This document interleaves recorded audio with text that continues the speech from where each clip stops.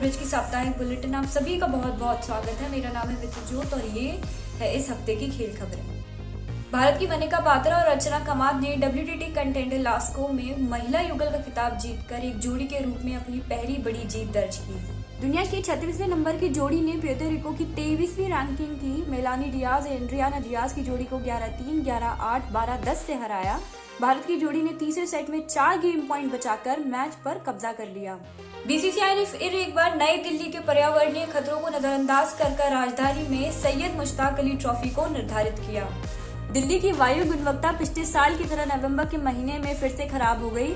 दिल्ली का वर्तमान AQI 471 है और लोगों को शहर में खतरनाक वायु प्रदूषण से बचाने के लिए अपनी बाहरी गतिविधियों को सीमित रखने की सलाह दी गई है। कई हफ्तों पहले ट्विटर पर दिल्ली के एक मध्यम दूरी के धावक लोकेश की कहानी सामने आई और इसे पत्रकार एंड्रयू असमन ने अपनी ट्वीट पर लिया।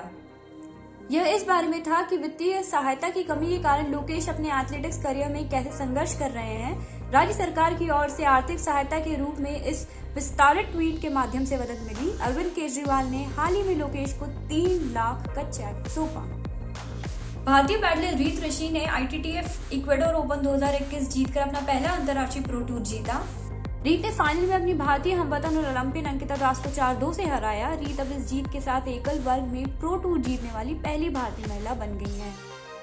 प्रमोद भगत को बैडमिंटन वर्ल्ड फेडरेशन द्वारा मनोज सरकार के साथ पुरुष para badminton player of the year और साथ ही पैरा बैडमिंटन जोड़ी ऑफ द ईयर के रूप में नामित किया गया है।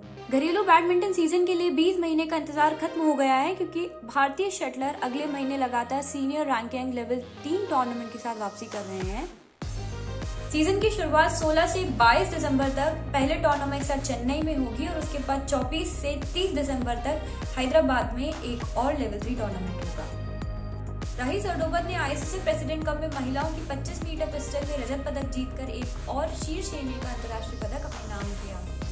मनु भाकर ने महिलाओं की 25 मीटर एयर पिस्टल प्रतियोगिता में 2 स्वर्ण पदक जीते। सौरभ चौधरी ने भी रजत जीता जबकि अभिषेक वर्मा ने 10 मीटर एयर पिस्टल प्रतियोगिता में कांस्य पदक जीता। पहली बार अगले साल के एशियाई खेलों में तीरंदाजी प्रतियोगिताओं में पूर्ण 10 कार्यक्रम होंगे।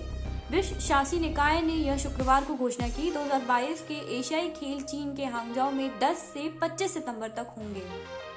खेलो इंडिया तीरंदाजी टूर्नामेंट में हरियाणा रिकर्व वर्ग की पदक तालिका में शीर्ष पर रहा जबकि दिल्ली, उत्तर प्रदेश, साई उत्कृष्टता केंद्र और पंजाब ने अपने पहले खेलो इंडिया तीरंदाजी टूर्नामेंट में प्रभावित किया।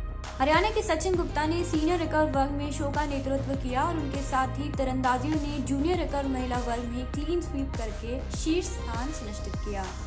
गोल्फ में अनिका वर्मा महिला एमेच्योर एशियाई पैसिफिक चैंपियनशिप के इतिहास में शीर्ष 10 में जगह बनाने वाली पहली भारतीय बनी। तुर्की में अगले महीने होने वाली विश्व मुक्केबाजी चैंपियनशिप को देश में कोरोना के बढ़ते मामलों को देखकर स्थगित किया जा सकता है। चैंपियनशिप को स्थगित करने के फैसले की घोषणा इस हफ्ते कभी भी हो सकती है। इस्तांबुल में टूर्नामेंट का आयोजन 4 से 18 दिसंबर तक करने की योजना की गई थी। इसी के साथ भारत का प्रतिनिधित्व 70 किलो वर्ग को छोड़कर सभी भार वर्गों में मौजूदा राष्ट्रीय चैंपियन द्वारा किया जाना था जिसमें ओलंपिक कांस्य पदक विजेता लवलीना बोरगोहेन को सीधे चयन दिया गया। उनके सीधे चयन का विरोध राष्ट्रीय चैंपियन और विश्व युवा चैंपियन अरुंधति चौधरी ने किया और वह इस मामले को दिल्ली हाईकोर्ट लेकर गई हैं। दिल्ली उच्च न्यायालय ने शुक्रवार को इस बात पर कड़ी नाराजगी व्यक्त करते हुए कहा कि स्टार टेबल टेनिस खिलाड़ी मनिका बात्रा को भारतीय टेबल टेनिस महासंघ द्वारा कथित तौर पर अपनी शिकायतों को उठाकर खेल निकाय को अदालत में घसीटने के लिए निशाना बनाया जा रहा है।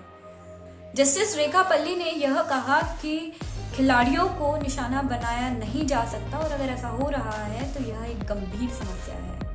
आप सभी का बुलेटिन में बने रहने के लिए बहुत बहुत शुक्रिया। फिर मिलेंगे अगले हफ्ते नई खेल खबरों के साथ।